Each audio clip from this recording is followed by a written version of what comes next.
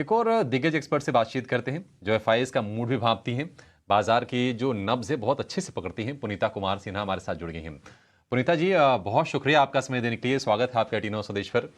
Ma'am, नया महीना शुरू हुआ और नया हाई आज बाजार में फिर से बन गया।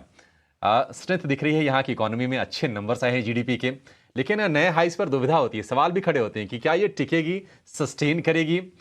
आपको क्या लगता है कि यहां से अगले, अगर हम 6 महीने साल भर का मोमेंटम बाजार के लिए पूछें तो आपको कैसा दिख रहा है? मैं अभी आई थिंक शॉर्ट टर्म में तो ठीक ही दिख रहा है, बिकॉज फ्लोज अभी भी बहुत स्ट्रांग है और जो हमारे मार्केट्स को सपोर्ट कर रहे हैं वो है फ्लोज। क्योंकि ग्लोबल सिचुएशन तो मार्केट्स के लिए इतनी अच्छी नहीं रही है। जियो पॉलिटिक्स, इंटरेस्ट रेट्स, कई सारे ग्लोबल इश्यूज रहे हैं जिसमें हमारी मार्केट काफी परफॉर्म अच्छे से करी है। एंड एफपीआईज भी इतने पॉजिटिव फ्लोज नहीं इंडिया में उन्होंने भेजे हैं। तो हमारे डोमेस्टिक इन्वेस्टर्स हैं वो ही इस मार्केट को सपोर्ट कर रहे हैं, and specially mid and small caps को।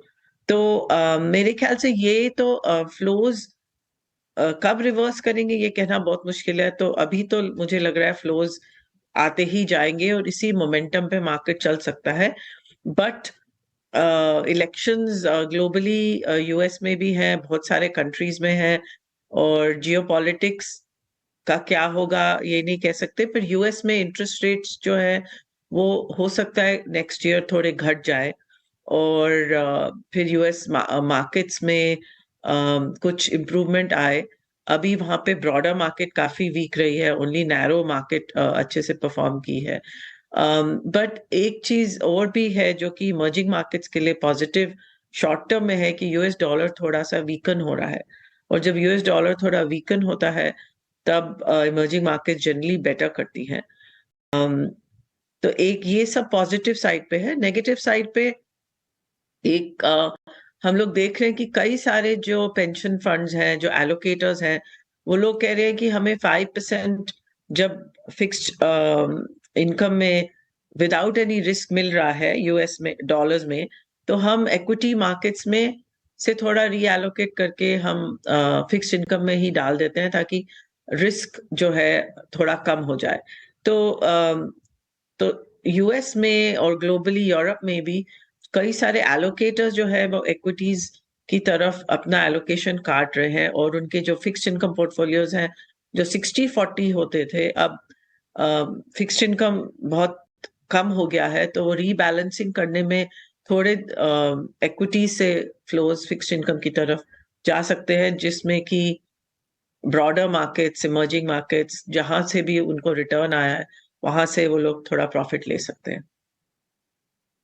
पुनीता, मैं आपसे जानना चाहूँगा कि ये जो स्टेट इलेक्शन की तस्वीर बन के आ रही है, पहले तो एक महीने पहले तो बाजार स्टेट इलेक्शंस को बीजेपी के लिए वॉश आउट और नेशनल इलेक्शन में स्ट्रॉन्ग केस कंटिन्यूटी का ये मान के चल रहा था। अब स्टेट इलेक्शन में भी तस्वीर बन के आ रही है कि अच्छे चांसेस हैं एग्जिट पोल के हिसाब से। अगर ब्रॉडली एक दो स्टेट्स यहाँ भी आ गई तो क्या ये इंक्रीमेंटल मोमेंटम दे सकता है बाजार को? क्या एक प्री इलेक्शन रैली का केस बनता हुआ आपको नजर आ रहा है? मेरे ख्याल से मार्केट्स तो ऑलरेडी फैक्टर इन ही कर रही है कि जनरल इलेक्शन में बीजेपी ही आएगी।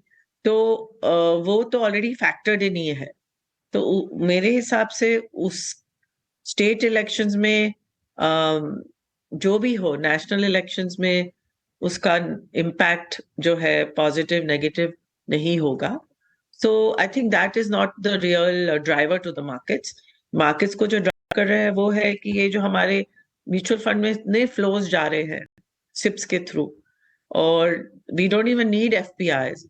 हम अपने डोमेस्टिक सेवर्स के ही बेसिस पे हमारी मार्केट चल रही है। और कॉन्ट्रास्ट टू द यूएस जहां पर फ्लोज फिक्स्ड इनकम की तरफ ज्यादा जा रहे हैं, इंडिया में फिक्स्ड इनकम की तरफ नहीं जा रहे, इक्विटीज की तरफ ही जा रहे हैं। इसमें तो मनी बहुत फ्लोज गए हैं। इंडिया में इक्विटी मार्केट्स तरफ, स्मॉल कैप म्यूचुअल फंड्स की तरफ जा रहे हैं। तो ये तो अभी लगता है ये जब तक ये ट्रेंड है तब तक मार्केट्स ठीक रहेंगी, बट हमको थोड़ा ऑब्वियसली वैल्यूएशंस को लेके कॉशियस तो रहना चाहिए। तो बाजार की तेजी में थोड़ा सा वैल्यूएशन एक ये ट्रिगर पॉइंट रहेगा, ये आपको ध्यान में ज़रूर रखना चाहिए। मतलब उत्साह में ना, मतलब होश में भी रहना चाहिए, ये ज़रूरी है बाजार में। पुनीता मैम, बहुत शुक्रिया आपका समय देने के लिए और बाजार पर अपने इंसाइट्स हमसे शेयर करने के लिए। लेकिन इक्विटी मार्केट में अगर हम सेकेंडरी मार्केट में तो रौनक है, प्राइमरी मार्केट में भी भरपूर हम तेजी देख रहे हैं और आज फ्लेयर राइटिंग की भी लिस्टिंग होगी। ये 5 आईपीओ जो खुले थे, आखिरी में आज इसकी लिस्टिंग हो रही है और अच्छी लिस्टिंग की उम्मीद है। 503 रुपए पर ये सेटल हुआ है। इशू प्राइस है 304 रुपए का। 60% से ज़्यादा की लिस्टिंग गेंस आपको शेयर में देखने को मिलेंगी लिस्टिंग पर। उसके बाद हमने तेजी बढ़ती हुई देखी भी है शेयरों में। 64-65% ऊपर ये शेयर खुलेगा अपने इशू प्राइस के मुकाबले 501 रुपए। शुभ शुभ नंबर बिल्कुल फ्लेयर राइटिंग के लिए। कोकोया, कैमलिन, लिंक, पेंस स्टेशनरी वाली सेगमेंट में ऑपरेट करती है, लेकिन वैल्यूएशन ठीक ठाक थे और जहां भी वैल्यूएशन ठीक है बाजार उसको रिवॉर्ड कर रहा है और निवेशकों के पैसे वहां पर बन रहे हैं। उसका एक और एग्जांपल 65% की शानदार लिस्टिंग पर आज लिस्टिंग गेंस हम शुरुआत में देखेंगे। आगे देखेंगे कि लिस्टिंग के बाद किस तरह की रफ्तार बनती है। आप देखेंगे कि जो इस हफ्ते की जो लिस्टिंग हुई है, कल हमने टाटा टेक, गांधार ऑयल को लिस्ट होते हुए देखा। उसके पहले IREDA की लिस्टिंग हुई थी। आज भी हम देख रहे हैं कि वहां पर रौनक बरकरार है। आप उठा के देखिए, थोड़ी थोड़ी सी प्रॉफिट टेकिंग इस वक्त हम आते हुए भले देख रहे हैं, लेकिन IREDA वहां पर तेजी है। फेडबिंग फाइनेंशियल सुस्त लिस्टिंग हुई थी, लेकिन आज मोमेंटम ये शेयर पकड़ता हुआ दिख रहा है। टाटा टेक हमने 1300 रुपए के स्तर देखे थे, 1228 पर आ गया है, प्रॉफिट टेकिंग वहां पर आई है। गांधार ऑयल में भी ऑलमोस्ट पैसे डबल हुए थे, 75% के प्रीमियम पर यह शेयर लिस्ट हुआ था और उसके बाद 25% और चला था। तो उस चलने के मुकाबले अगर आप देखें तो थोड़ी थोड़ी सी प्रॉफिट टेकिंग आ रही है टाटा टेक में और गांधार ऑयल में। IREDA में मजबूती बनी हुई है और ये डबल से भी ज्यादा होकर ये शेयर कारोबार कर रहा है। M&M की इस बीच बिक्री आंकड़े आ गए हैं। पैसेंजर व्हीकल से ठीक ठाक अनुमान थे, ट्रैक्टर से थोड़ी सी कमजोरी के संकेत आने की आशंका थी, लेकिन कुल बिक्री 21% बढ़ी है। ठीक ठाक अच्छे नंबर्स फिलहाल ये दिख रहे हैं M&M के। जरा इसको और चेक करेंगे कि इसमें सेगमेंट वाइज परफॉर्मेंस कैसा है पैसेंजर व्हीकल का, जिसमें कि SUV का में डोमिनेंस है इनका, और इसके अलावा कमर्शियल व्हीकल और ट्रैक्टर, ये तीनों सेगमेंट वाइज जरा हम निकाल के इसमें देखेंगे। लेकिन M&M पर जरा एक व्यू आपसे चाहेंगे संतोष। PV बिक्री में भी हम देख रहे हैं कि अच्छा खासा उछाल है। क्या करना चाहिए शेयर में?